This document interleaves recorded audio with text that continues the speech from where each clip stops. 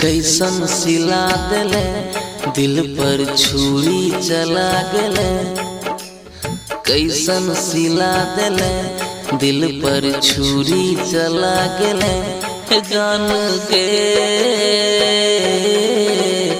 पगला बना गेले हमरा के ना भुला गेले। पगला बना गेले हमरा के ना भुला गेले। केना जीबे जहर पीबे केना जीबे जहर पीबे जान गे। पगला बना गेले हमरा के ना भुला गेले। पगला बना गेले हमरा के ना भुला गेले। डीजे गुड्डू राज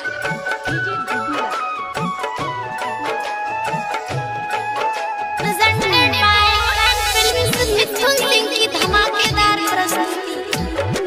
पिया घर तू गे जइबे हम शमशान जइबो।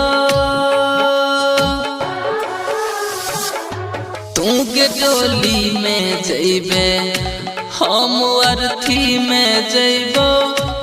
एक पल में गे तू ता प्यार बचपन के भुला गेले।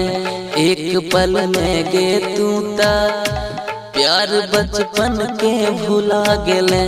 प्यार बचपन के भुला गेले।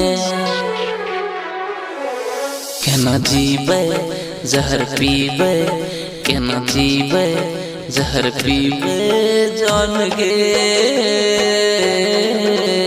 पगला बना गेले हमरा के ना भुला गेले। पगला बना गेले हमरा के ना भुला गेले। डीजे गुड्डू राज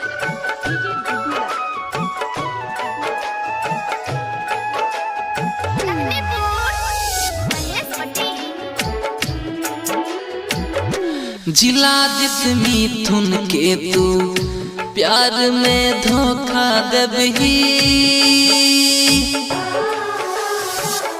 राज अंकित गुड्डू के तू तगे घर बसबही।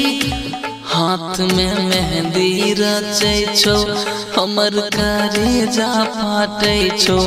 हाथ में मेहंदी रचे छो हमर करेजा फाटे छो।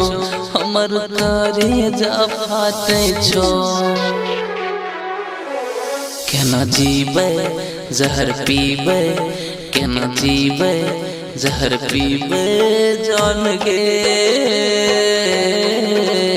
पगला बना गेले हमरा के ना भुला गेले। पगला बना गेले।